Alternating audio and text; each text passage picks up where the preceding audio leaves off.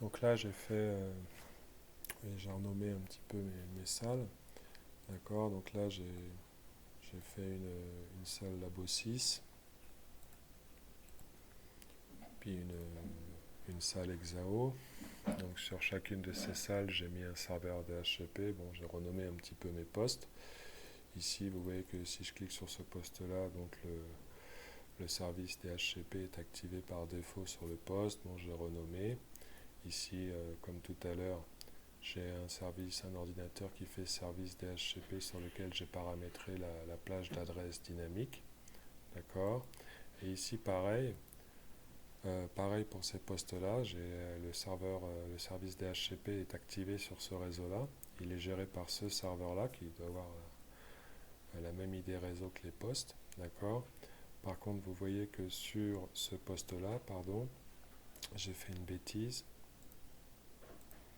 C'est pas grave, vous allez voir que vous allez les faire ici. Bien sûr, ici, il ne faut pas que le serveur DHCP, lui, il ait l'adressage automatique qui soit fait.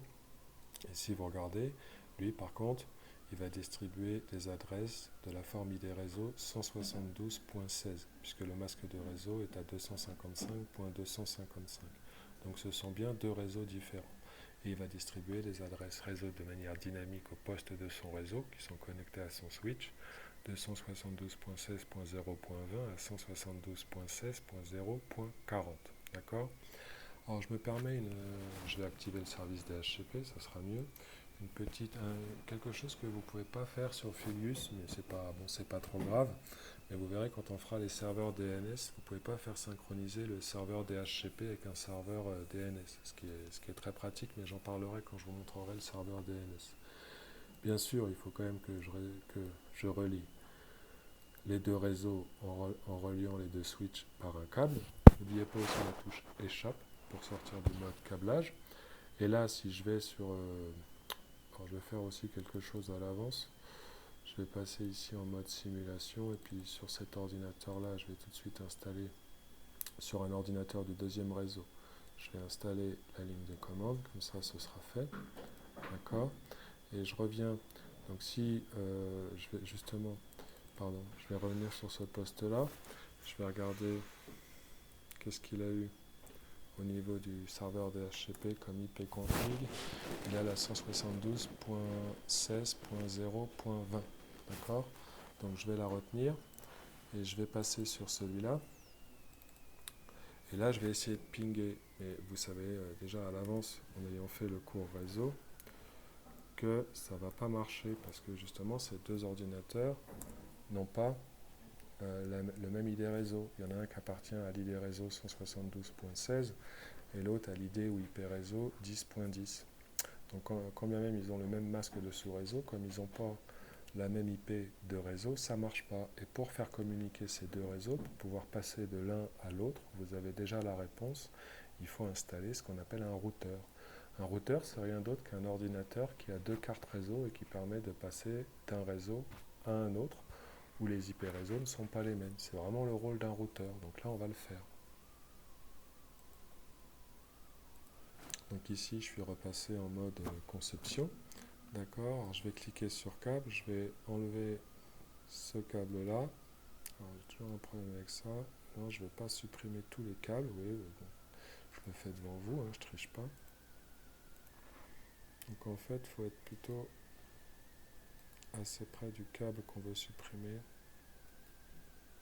Là, j'y arrive toujours pas. Ah ben c'est pas le bon câble que j'ai supprimé, c'est pas grave. Je vais bien y arriver. Là, il veut vraiment pas. Donc ce que j'ai fait, j'ai déplacé mon switch pour pouvoir mieux sélectionner le câble et échappe pour enlever le câblage. Je trouve des astuces, je vais le remettre ici. Et donc on va installer un routeur. Donc ici vous choisissez routeur. Ok, vous allez ajouter un câblage. Alors oui, sélectionnez le nombre d'interfaces du routeur, sous-entendu le nombre de cartes réseau. Donc là je veux mettre 2. Alors vous pouvez en mettre 3, 4 ou 5, hein. C'est juste un nombre de cartes réseau que vous installez dans votre routeur en fonction du nombre de réseaux que vous voulez faire parler entre eux. Ok, donc là je vais en mettre que 2, des cartes réseau. Ok, donc je fais OK, 2.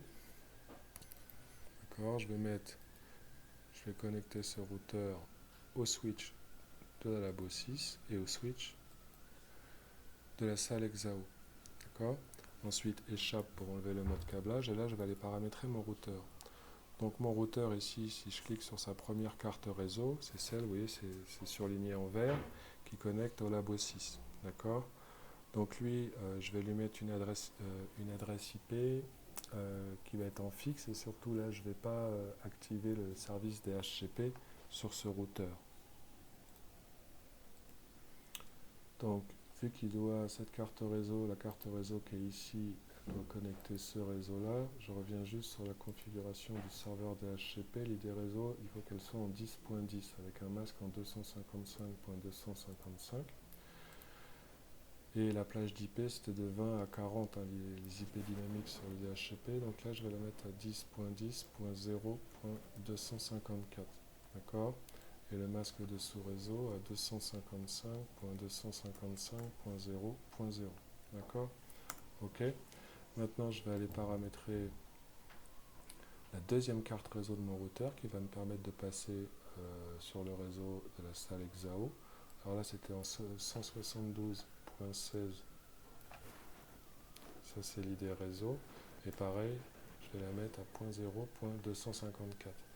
Et c'est ces deux cartes réseau qui vont me permettre de communiquer entre les deux réseaux. Là, le masque de sous-réseau, je vais le mettre en 255.255.0.0. OK.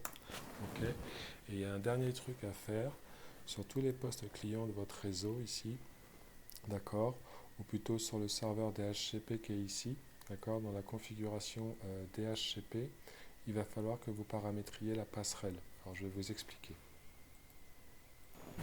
Donc ce qu'il faut que vous compreniez, par exemple, c'est si un ordinateur de la salle Labo 6 veut aller taper une IP de la salle Exao, par défaut, ça ne peut pas, puisque ce n'est pas les mêmes IP réseau.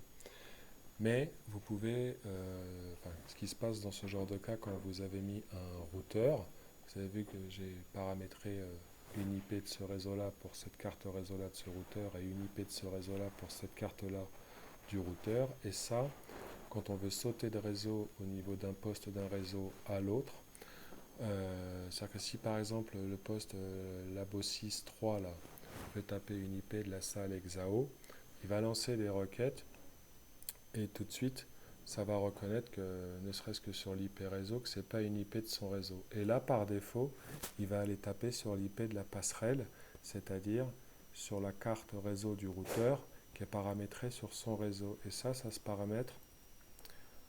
On est par exemple au niveau du serveur DHCP, vous le mettez en passerelle. C'est-à-dire que si l'ordinateur, quand il veut connecter une adresse IP, il ne la trouve pas sur son réseau, il va aller faire une requête sur la carte réseau du routeur qui est sur son réseau. En l'occurrence ici, la 10.10.0.254.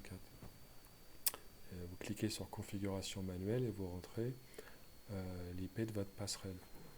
Une autre manière de le faire, c'est de rentrer l'IP par passerelle par défaut sur tous les postes clients, mais autant le faire par le DHCP. C'est-à-dire qu'en plus de fournir l'adresse IP de manière dynamique, il fournira aussi l'IP de la passerelle pour passer d'un réseau à l'autre. Et bien sûr, sur le serveur DHCP